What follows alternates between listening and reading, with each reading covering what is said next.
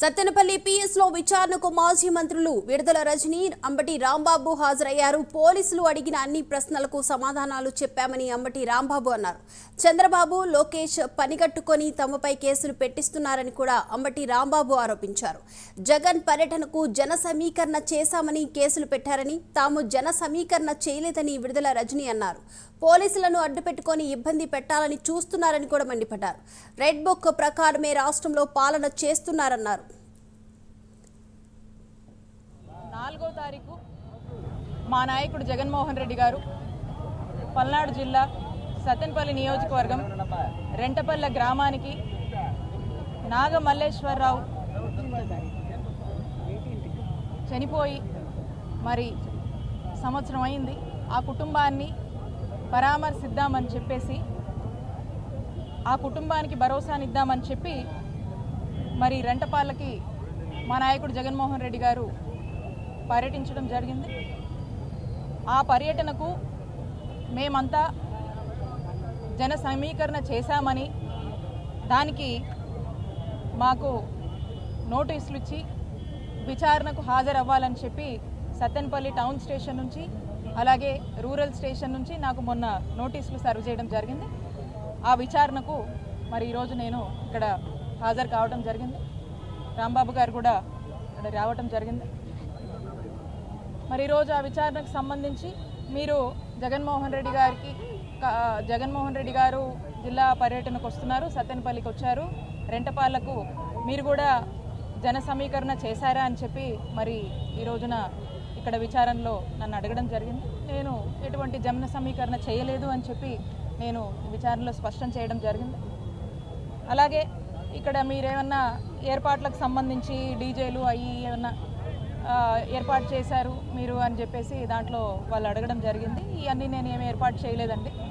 నేను ఈ కార్యక్రమానికి మా నాయకుడు జగన్మోహన్ రెడ్డి గారితో పాటు కారులో వారితో ప్రయాణం చేసి మరి తాడేపల్లి నుంచి రెంటపాళ్ళ వరకు కూడా మా నాయకుడు జగన్మోహన్ రెడ్డి గారి కారులోనే ప్రయాణం చేయడం జరిగింది. ఆ విషయం మీకు కూడా తెలుసు. దానికి కూడా మా మీద కేసు నమోదు చేశారు. ఆ విషయంలో కూడా ఈ ప్రశ్నలన్నీ అడగడము, వాటికి నేను సమాధానం ఇవ్వడం జరిగింది. అయితే ఒకటి మనం గ్రహించాల్సినటువంటి అవసరం ఉంది. మా నాయకుడు జగన్మోహన్ రెడ్డి గారు జిల్లాకి వస్తున్నారంటే, ఆ నియోజకవర్గానికి ఎక్కడికైతే ఏ గ్రామానికైతే వస్తున్నారో ఆ విషయం తెలిస్తే చాలు. జనానికి ఏం మనం ప్రత్యేకించి మనం ఏమీ పిలవాల్సినటువంటి అవసరం లేదు. జగన్మోహన్ రెడ్డి గారు అంటేనే జనం అండి. జనం గుండెల్లో జగన్మోహన్ రెడ్డి గారు నిండా ఉన్నారు. దానికేం మనం ప్రత్యేకించి పిలవాల్సినటువంటివో లేకపోతే ఆర్గనైజ్ చేయాల్సినటువంటి అవసరం లేదు. పలానా చోటకి, పలానా జిల్లాకి, పలానా రోజు, పలానా టైంకి వస్తున్నాడు అనేటువంటి సమాచారం ఉంటే చాలు. వాలంటీర్గా వాళ్ళకున్నటువంటి అభిమానాన్ని చాటుకోవడానికి జగన్మోహన్ రెడ్డి గారంటే మాకు ప్రాణం, వైఎస్ఆర్ కాంగ్రెస్ పార్టీ అంటే మాకు ప్రాణం అని చెప్పి తెలియజేయడానికి ఎవరు పెట్టి పోలీస్ స్టేషన్లకు తిప్పి కోర్టులకు తిప్పి మమ్మల్ని ఇబ్బంది పెట్టాలనే ప్రయత్నం ఈ కూటమి ప్రభుత్వం చేస్తున్నదనేది దీన్ని బట్టి అర్థమవుతున్నటువంటి అంశమని ఈ సందర్భంగా నేను చెప్పదలుచుకున్నాను. ఇవాళ మా మీద కేసులు పెట్టడమే కాదు, రాష్ట్రంలో వైఎస్ఆర్ కాంగ్రెస్ పార్టీకి చెందినటువంటి నాయకులు అందరి మీద కేసులు పెట్టాలి, లోపలేయాలి అనేటువంటి దృక్పథంతో ప్రయత్నం చేస్తూ ఉన్నారు. నిన్ననే మిథున్ రెడ్డి గారు పార్లమెంటు సభ్యుడైనటువంటి వ్యక్తి, ఆయన్ని కూడా అరెస్ట్ చేశారు, కోర్టులో పెట్టారు. పెట్టి పోలీస్ స్టేషన్ రాజమండ్రి సెంట్రల్ జైలుకి తరలించేటటువంటి కార్యక్రమం చేశారు. ఈ విధంగా కావాలని లేనిపోని కేసులు పెట్టి మమ్మల్ని వేధించాలనే ప్రయత్నం చేస్తున్నారనేది మీ అందరికీ స్పష్టంగా అర్థమవుతున్నటువంటి అంశం.